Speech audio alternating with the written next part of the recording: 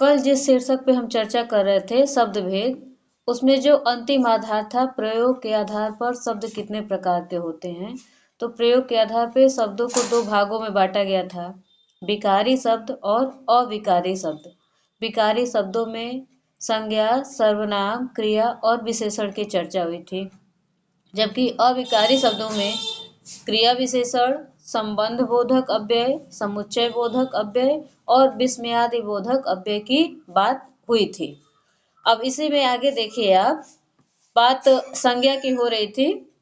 संज्ञा किसी व्यक्ति, वस्तु, स्थान के नाम को संज्ञा कहते हैं, ये आप सबको पता भी होगा।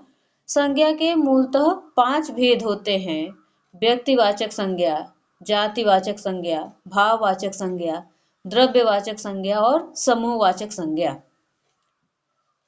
संज्ञा के मूलतः 3 विकार होते हैं: लिंग, वचन और कारक। हिंदी में लिंग 2 होते हैं, स्त्रीलिंग और पुल्लिंग। हिंदी में वचन भी 2 ही होते हैं, एक वचन और बहुवचन। और कारकों की संख्या 8 मानी गई है। कर्ता कारक, नोट हो जा रहा है ना? कर्ता कारक, कर्म कारक, करण कारक, संप्रदान कारक, आपादान कारक, संबंध कारक, संबोधन कारक और अधिकरण कारक। ये 8 कारक माने गए हैं, जिनके माध्यम से शब्दों में विकार उत्पन्न हो जाते हैं। इसके बाद हम आते हैं सर्वनाम पे। तो वे शब्द जो संज्ञा के बदले बोले जाते हैं उन्हें सर्वनाम कहते हैं। हिंदी में बहुत अच्छी एक कहानी है गोविंद मिश्र की धांसू, जिसमें पूरी कहानी में कहीं कोई नाम नहीं आया है, सिर्फ सर्वनामों से मैं, इन्हें, उन्हें, उन्होंने, ऐसे सर्वनामों से ही काम चलाया गया है। तो जहाँ पे संज्ञा शब्द के बदले इन सर्वनामों का प्रयोग किया जाता है, वहाँ सर्वनाम होते हैं। सर्वनाम भी मूलतः 6 प्रकार के होते हैं: पुरुषवाची सर्वनाम, निश्चयवाचक सर्वनाम, अनिश्चयवाचक सर्वनाम, निजवाचक सर्वनाम और प्रश्नवाचक सर्वनाम।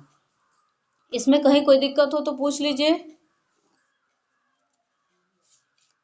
सारा नोट्स मैं आप लोगों को भेज दूंगी।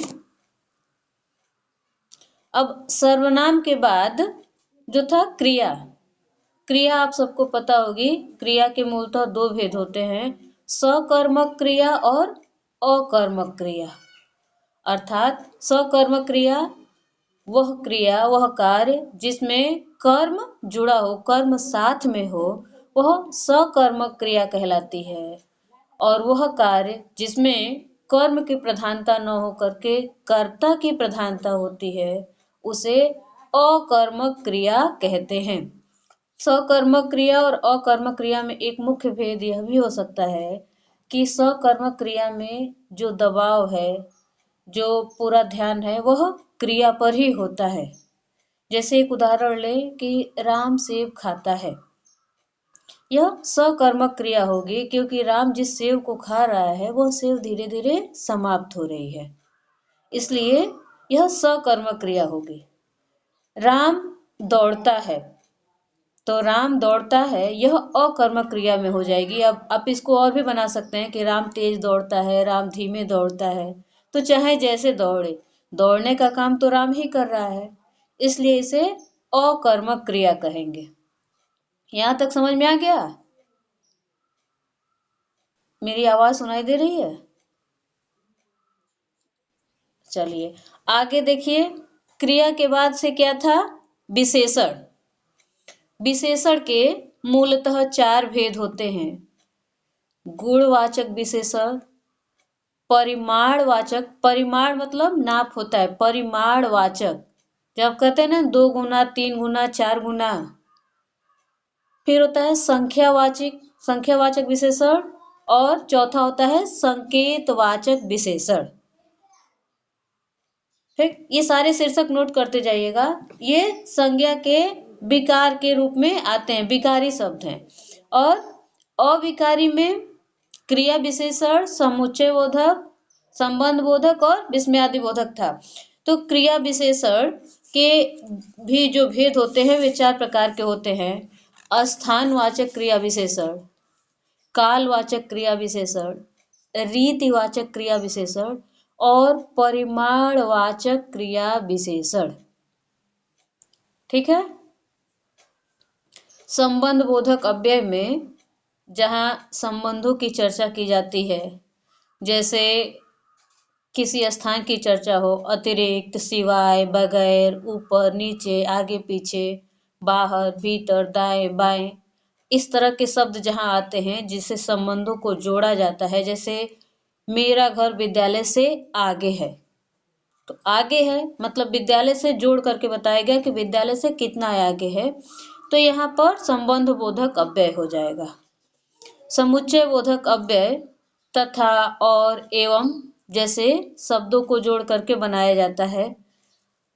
ठीक, जैसे यह आते तो वह जाता, तो यह वह और बीच का तो, ये समुच्चय बोधक अव्यय हो गया।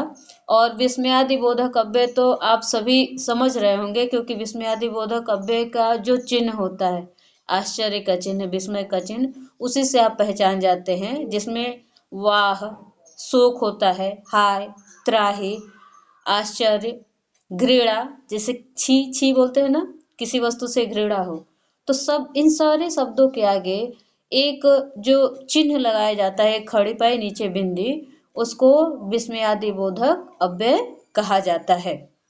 ठीक,